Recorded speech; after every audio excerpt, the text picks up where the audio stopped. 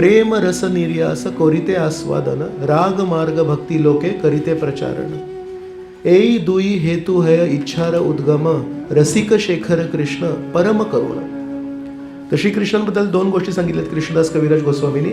रसिक शेखर कृष्ण, श्रीकृष्ण हे रसिक लोकांचे राजा आहेत, रसिक शेखर आहेत, पण सोबतच परम करुण आहेत. कोणी रसिक लोक असतात ना ते खूप स्वार्थी असतात, ते नेहमी स्वतःचाच विचार करतात, मला हे खायला पाहिजे, मला ते प्यायला पाहिजे.